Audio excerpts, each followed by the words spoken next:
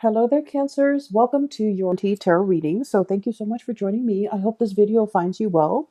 And before I start with this reading, I just want to say a few things here. I feel like the main energy for this month, we do have a Mercury retrograde that started on the 18th of February, and it's going to continue, especially through the first week of this month. And so, what Mercury retrograde does for you guys, and I'm seeing it here in this spread, is that it's going to make you walk down memory lane, okay? Not physically, but I feel like emotionally. It's going to drag up a few things from your past that you might not have reconciled with. And it's going to, I guess, like trigger some of those events, some of those circumstances in the past that you felt like things could have, taken a different turn. Things could have turned out in a different way. Things could have been different. Okay, so you're going to go through, especially the first week, through this period of like it's a slump. Okay, it's a walk down memory lane. It's going to evoke some of those feelings that might not be completely pleasant. Okay. So I guess the challenge for you guys for this month is to kind of like come to terms with them. And if it makes you uncomfortable thinking about it, just ask yourself, like, why is it making me uncomfortable? Why am I suppressing it? Why am I not, I guess, like, why am I not able to release it? Why does it make me feel comfortable every time it comes up? Okay. So I feel like you have some murky waters that you need to kind of like plug up your nose and just kind of brace for impact and just walk through. And once you go through that process of emotional purging, um, you're going to realize that, you know what, they're just thoughts, they're just words, they're just events in the past. They can't really hurt me anymore. The whole concept about discomfort is coming through. Discomfort, displacement, no longer being in an environment where you feel familiar, where you feel safe. Not that it's you're unsafe in a physical way, but it's sort of like you have changes that are brewing, you have changes that are coming. And so you kind of need to kind of purge this emotional past so that you can kind of move on and meet and face your future head on. Does that make sense? So the whole concept about discomfort comes up, and it's every time there's a thought, every time there's a situation, every time you think about a person, and if it triggers you in a way where you feel uncomfortable, you kind of need to ask yourself, why does it make me feel so uncomfortable? Does it reveal a weakness within me that I need to be aware of? Okay, because I do see that coming through. Does it reveal an aspect of myself that I might not have been made aware of?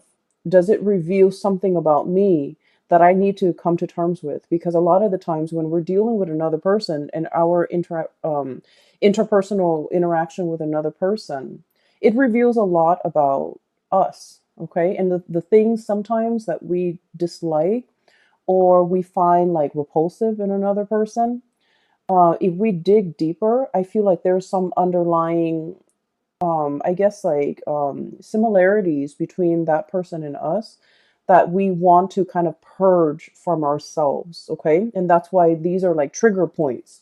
And so realizing, why does that person make me feel so uncomfortable? Why was that situation so uncomfortable for me to think about? Will really help you. It's like you have an aversion for something, you don't want to think about it, but actually thinking about it, sorting through your feelings, sorting through how you feel about this situation, and what within you is being, I guess, like triggered or poked at or prodded at. Um, I'm sensing that it will reveal a lot to you about, letting go of this or purging this or really understanding yourself and why these things have been such trigger points for you in the past. Okay. So I would say like the first week of March, it's not going to be completely, I want to say smooth. Okay. On the emotional front, I don't feel that it's going to be smooth. However, as we progress through the month of March, you're going to be in a much better frame of mind. and you're going to feel so much better, so much lighter. And the purging needs to happen in order for you to feel lighter. And I feel for many of you, it is emotional purging. For many of you, it is like physically purging belongings, stuff that has accumulated, okay? Ways of dealing with people, or even like unhealthy coping habits that you've been resorting to as well. So I do feel like there's a lot here to be said about growth, about self awareness, about really understanding yourself and realizing where your strengths and your weaknesses lie, so that you can work to fortify your weaknesses and you can work to enhance your strength. Okay, so it's all about self care, it's all about self awareness, it's all about, grooming the self in preparation for all the really wonderful good things that you have coming for you. So the way that I look at this reading, it seems like this, okay? Honestly, everything that is over here is phenomenal, okay? We do have these two cards that they're coming out very early on in the spread, so I feel like their energy can feel a little bit heavy. So these are emotionally heavy cards. And then if you can, find yourself kind of like bouncing above this, or overcoming this, everything here looks very promising. All right. When I was shuffling out this spread for you, I saw an image, and it looks to me like a gas station back in the 60s, 60s, 70s. Um, so I see this young man. He's driving like an Oldsmobile. Like it's a really, really old car, but he painted it red, and he takes really good care of it. He's giving it like premium grade gasoline, and he's very young too, so he looks like he's about 80, and he's wearing like just a it's not super clean, but just a white simple shirt, and he's wearing like pants and suspenders. He's got a little hat on, so he's like polishing the car, he's putting gas in it, and it's like it's very shiny, it's shimmering. It seems to me like it might be a car that his dad passed down to him or his grandpa passed down to him, but either way, I feel like, for someone who's so young, he has such a beautiful car. It seems like it's passed down to him, and so it has sentimental value. So he's at a gas station pumping gas. And then there's this another man, older, possibly in his kind of haughty, kind of like stuck up looking. And the man admires the car, and then he approaches the young man. He was all like, "How much you want for that car?" And the man's like, "Oh, it's not for sale." And he goes back to pumping gas. And the older man was all like, "I'll give you, for it." And the guy was like, "Sir, it's not for sale." And he goes, "I'll give you, he goes, "No." And then the guy keeps upping the price, like, and the young man tries to ignore him. And the older man, he's kind of like getting kind of upset, feeling like he's ignored, feeling undermined, feeling like, why don't you want money? Things like that. And so I feel a little bit of a standoff, like a little bit of a confrontation between these two people. And it's done in a very subtle way. And the older man is thinking, well, everyone has a price, there's a price for everything. And then the young man just keeps ignoring him, and he goes about his business, wiping the car, and while the gas is filling up. And the older man was all like, well, everyone has a price. He tells the young man that, and the young man was all like, this is not for sale. Or, like, I'm not for sale, or I don't have a price. Okay. So when I saw this, I was thinking, you're pretty much like the young man. Okay. And the mentality here is that, there's a situation that you're not really compromising on. Okay, so it could be like a negotiation, a bartering process where somebody is trying to get the best deal. And I feel like you're very fixed about what you will or will not compromise on. And you're very fixed about what you will or will not tolerate, or you're very fixed about where you stand. Okay. It's like, I will not budge from this position. So it's very much about defending your territory, not letting people walk all over you. But at the same time, the underlying message here is you're staying true to yourself, and you're realizing there are some things that money really can't buy. Okay. And so When I saw that scene, I feel like the energy is played out in both of these cards. So, first of all, we have here the Ten of Swords and the Seven of Pentacles.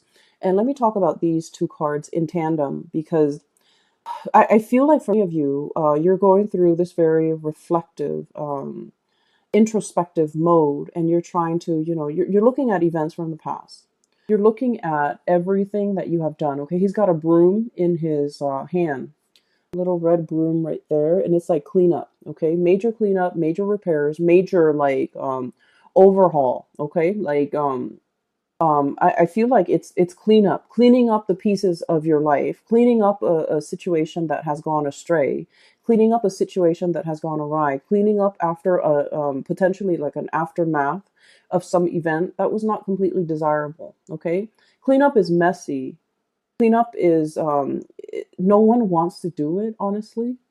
And so I feel like there's a situation here where something needed to be cleaned up, and you've gone through that process of cleaning up, and you're sitting still contemplating and trying to figure out, what was that all about? What could I learn from it?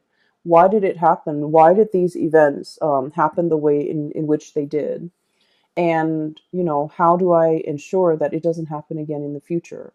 I feel like there might have been a falling out, okay, between you and another person. I have here the Ten of Swords. And the Ten of Swords is sort of like being very hurt by the actions and the words and of that somebody, it's like somebody saying something or doing something to you that is very, very hurtful. Okay. And with the Ten of Swords, it's like, whoever that's launching the swords, they had 10 tries and they hit the target every single time. So it feels like it's very personal. It feels like very directed. And it feels like, I feel like somebody really hurt you. Somebody might have said things that really triggered you. Somebody might have aimed for your weak spot. Somebody might have, kind of like hit below the belt or targeted you in a way where it was very directed, it was very purposeful, and it was done in a way that was like there's no coming back from it. There's no way to say, "Oh, I'm sorry," and make this situation go away. There's no reviving this situation. There's nothing that anyone can do now to make all the pieces come back together. And so I feel like there was a situation in your life that has, ended, and it ended on in a pretty crappy way. And so you're looking at the aftermath. You're looking at, why did this person do what they did? Why did they behave in such a manner? What did I do to deserve this? And are they aware of how much they've hurt me? Are they aware of, how sensitive I am? Because Cancers, you guys are very deeply sensitive. And that is why you don't go out of your way to hurt anybody, because you understand that, words can cut, and words can't be rescinded. They can't be taken back. And so I feel like you're contemplating and trying to understand this situation. Why did they say such hurtful things? Why did they do what they did? Um, you know, you're struggling to try to understand, like, why did they take it so personally? Or why am I even taking this so personally? And what you have to understand though is I feel like, there was a situation here where somebody's ego was at stake. Okay, somebody either felt very ignored, somebody either felt very undermined, kind of like that man. It's like, I'm here, I'm trying to make you an offer, and you're not even listening to me. You're turning away, and things like that. And I feel like you were dealing with somebody, and whatever you told them, they couldn't take no for an answer. Okay, it's like telling them no multiple times. And you guys in general are not super assertive. But when you say no and then they refuse to acknowledge your no, or they refuse to accept it, I feel then, you start to ignore it. And then I also feel like this person was like fighting for attention. This person wanted to be the center of attention. This person wanted to make themselves heard. This person felt ignored, they felt overlooked, they felt like it was really affecting their ego. And so whatever was directed at you, it has nothing to do with you. It has everything to do with them and their insecurities.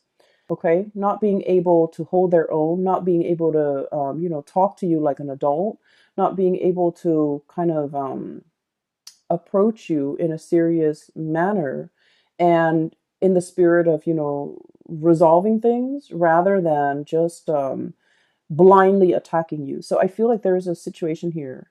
And no matter how much you try to, kind of like go over the events in your head, I feel like there wasn't another way that there wasn't another outcome that could have come out of this. You did what you had to do, and I feel like whatever toxic venom that was thrown at from the other party, I feel like they did that out of a space of weakness, and they would have done this to anybody and not just you. But they felt like they were being ignored by you. They felt like weren't giving them the time of day, and it really upset them. And that's when they kind of spew venom. And so, looking at the situation, the best thing to do is not to try to understand another person's motives. Okay, a lot of the times we want to give somebody the benefit of the doubt.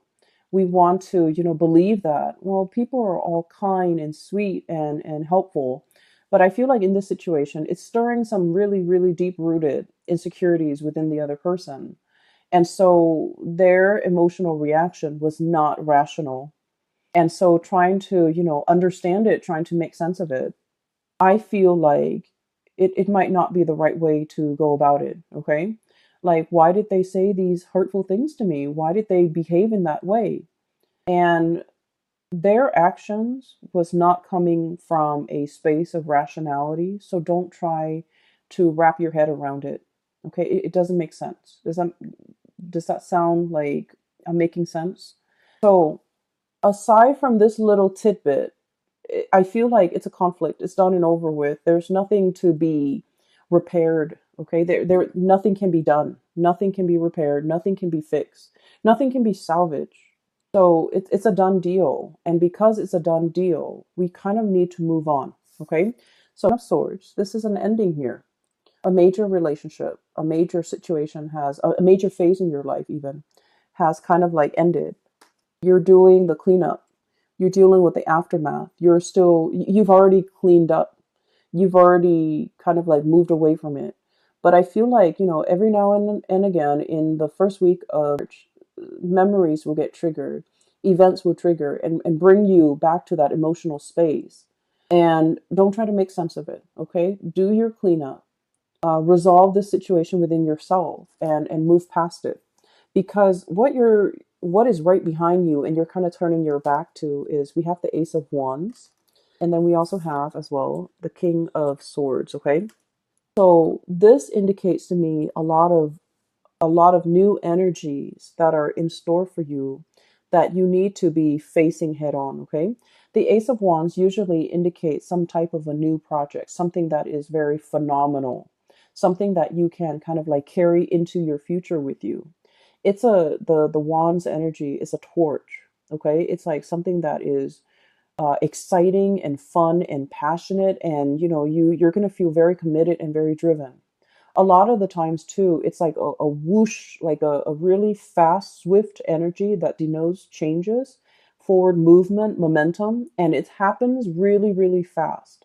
So while you're mulling over this situation, if you're too caught up in the past, this opportunity might slip you by. So you need to be very quick on the uptake, and you need to be physically looking at it, reacting to it, and grabbing it right when it comes in, because like I said, this is very fast, and it's in an element that is counter to yours. It's a fire energy, you're a water sign, and so you need to be very decisive. Okay, and the King of Swords, this is a message here about being very, very discerning and being very decisive. um let's be honest, Cancers, I feel like decisiveness is not really your strong suit. Okay, and the best way that I can explain this, and I don't know if you might relate to this, but what I feel is like with the Cancerian people. You know how if you look at the night sky, right? Every night, the moon, it changes its shape, okay? So it's like it grows bigger and bigger from a crescent moon into a full moon, and then it waxes, right? It reverts back to a crescent shape, and then it disappears. And so the phases of the moon changes, the shape of the moon changes from one night to the next. And I feel like with Cancerian people, you know, you're ruled by the moon. That's your ruling planet. And it can be a little bit frustrating to really figure out what you want, to really be sure about what you want. Believe it or not, other signs don't have the same problem. They're very decisive. They know with every fiber in their being what they want to do, what they want to say yes to, what they want to accept. But I feel like for you guys, figuring out that uncertainty has been like an uphill battle. And I feel like even when you really want something, you're never sure. And I feel like from one day to the next, you know, your feelings, your emotions, your sense of decisiveness, it fluctuates.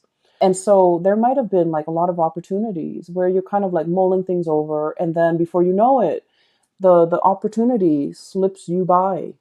And there might have been times when you're just kind of like thinking about all the missed opportunities, all the things that slip you by while you were waiting to make a decision. And so the message here is life is accelerating. It's not going to stop. And life is not going to put itself on hold on account of any human being, on account of a mortal. Life happens. We need to roll with the punches. And so taking the time to mull things over is definitely, you know, something that everyone should do. However, I feel like there has been missed opportunities, multiple missed opportunities. While life was throwing you curveballs, while you were distracted with other things, I felt like the more important things really slipped away. And so for the month of March, we are reminded here with the King of Swords, this is the energy about being decisive. This is sort of like looking at the past and just realizing, you know what, that doesn't serve me any purpose, wallowing in self pity. I'm going to cut that off. And using that sword of truth here and slicing that out. And then looking towards the future, here's a good opportunity for me that will make me tremendously happy. Queen of Cups, look how ecstatic she is. This is kind of like finding that space of perfect equilibrium where you're feeling very emotionally hopeful and happy and satiated, and you have all your needs met. So I feel like there's something coming through that has a lot of potential that will make you really, really happy. And this is where your energy, your frame of mind should be focused. And so you have to be aware of the tendency to kind of like wallow in this situation and then moving away from that, recognizing when it happens, recognizing the heaviness associated with it, so that whenever that heaviness creeps in and you start to feel it in your being, right, you want to shake it off and move yourself here. Okay, so this is all about knowing ourselves really well, knowing what how we feel, knowing what's not good for us, knowing what we need to move away from, and knowing what we need to kind of like embrace and focus on, and you know, focus our energy and our resources on, because there's a lot of room for growth. Okay, so the Empress is all about that, being really in charge and secure within yourself. The Empress is about abundance, it's about creation, and it's also about like, it's somebody who's very nurturing, very caring. And whenever I think of a Cancerian person, I think of the Empress, because the Cancerian person, they will invite, you know, guests to their home. They will feed their guests. They will make sure everyone is comfortable, everyone's happy, everyone is thoroughly fed.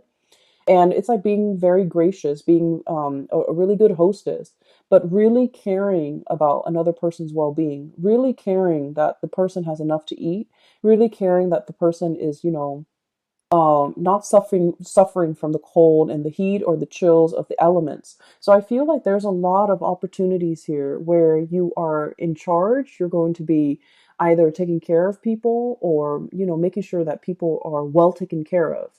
And so I feel like there's some project here that are in the works for you that will make you really happy. It's kind of like right up your alley, and it speaks to it will require you to tap into all the skills that you're very proud of within yourself. You know, being a good caretaker, being of service to other people, being in an environment where you can, you know, make a situation better for a group of people, for humanity in some way. So I feel like it's not ego driven. It's a position or a situation where you can put all your skills to good use, and this is where your energy needs to be focused. Okay. Um, you have two aces here. Oops, sorry. You have the Ace of Wands, which is new projects, okay? Something that's coming in very, very fast, very, very fast.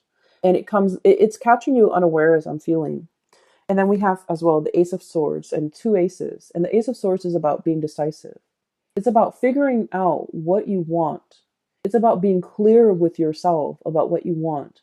It's about being decisive and not waffling back and forth and then telling yourself, you know, I just feel like one day you're just like very gung ho about it. You're very like much on board.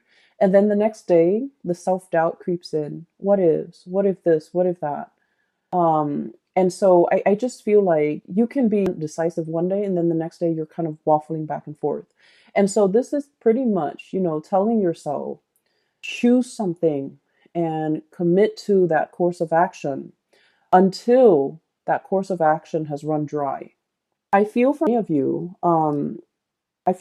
this could also be like a relationship situation where from one day to the next, the relationship is like an emotional roller coaster. Okay. And when when it's like at a high point, it's really good. And you're just like, I want to marry this person. And then when the there's like an emotional dip, or when, you know, there's like, it's at a low point, you're just like, I want to break off this relationship. And so things are very extreme, okay? Things are very like much like from one day to the next is very extreme. And I feel like, you know, your emotions, your feelings are change based on things that are you feel though it's outside of your control, but what I'm sensing here is there are certain things that we need to be decisive about, okay? And there are things that we need to anticipate. Life is not going to be a bed of roses. I almost feel like, you know, this energy about romanticizing things too much, wanting everything to be rainbow and lollipop.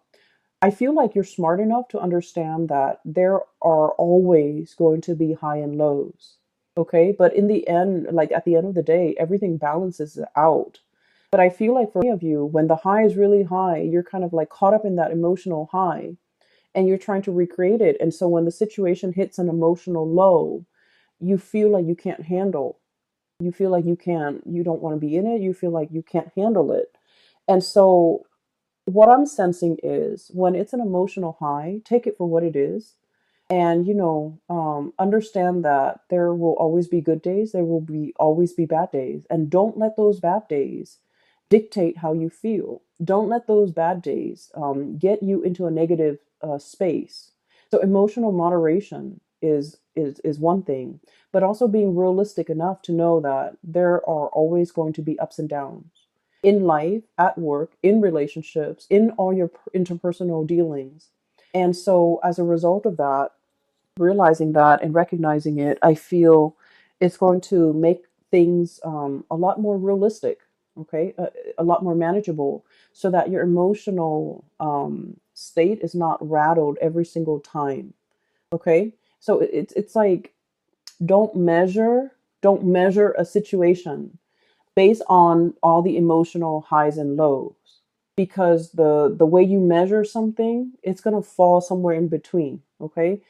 Because at the end of the day, those emotional highs and low will calibrate and they'll even out.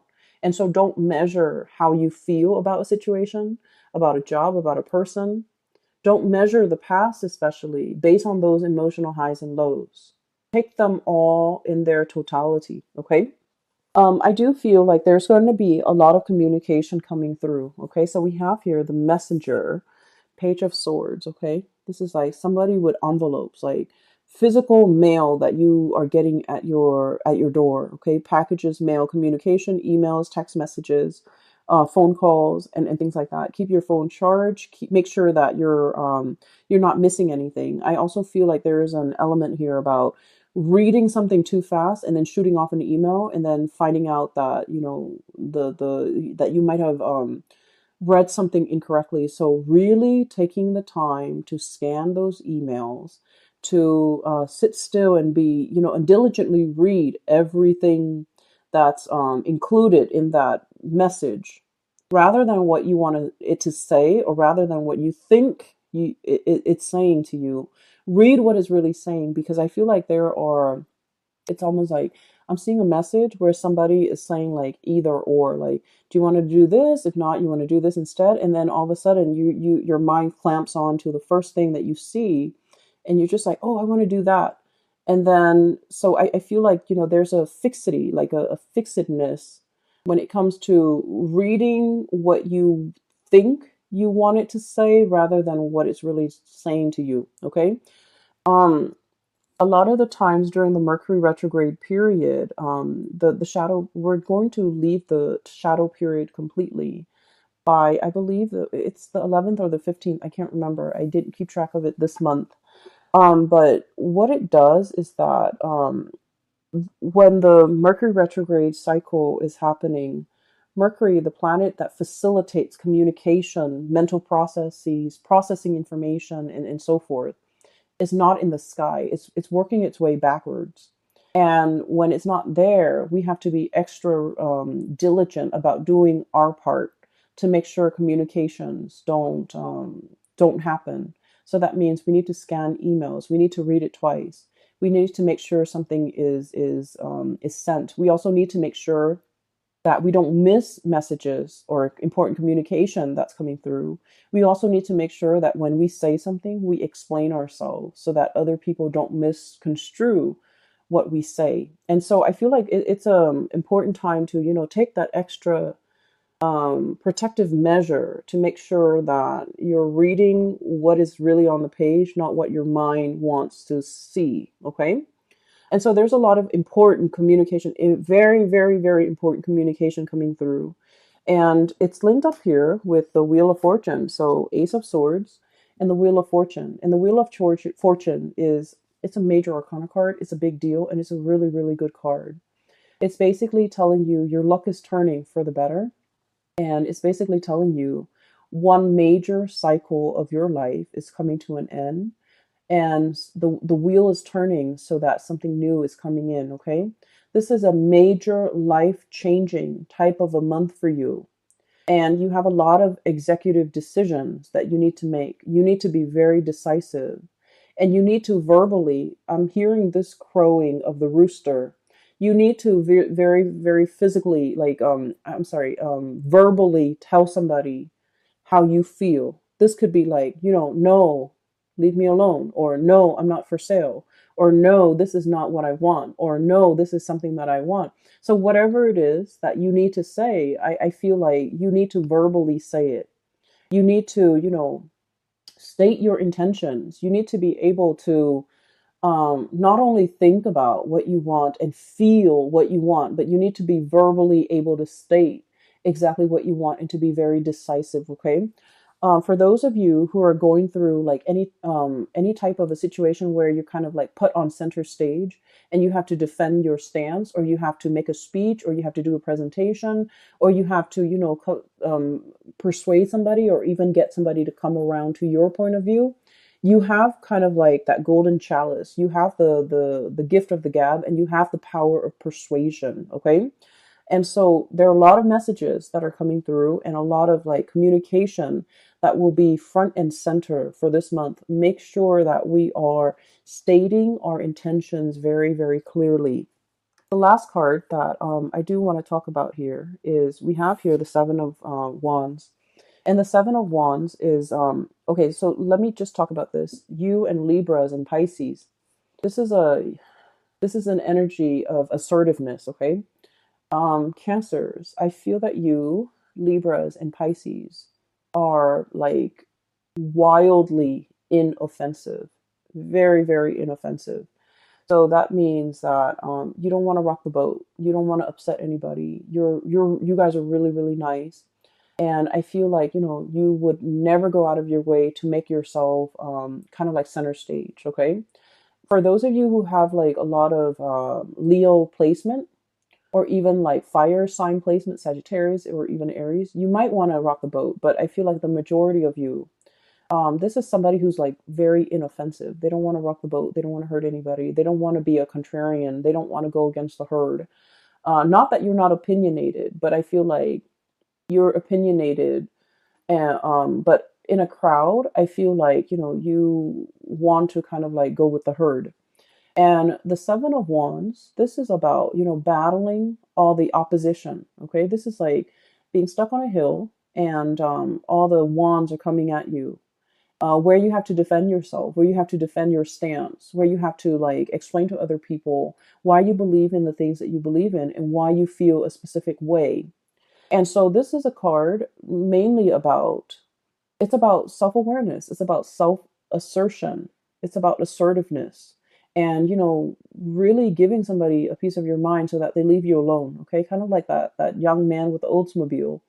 This car is not for sale, sir.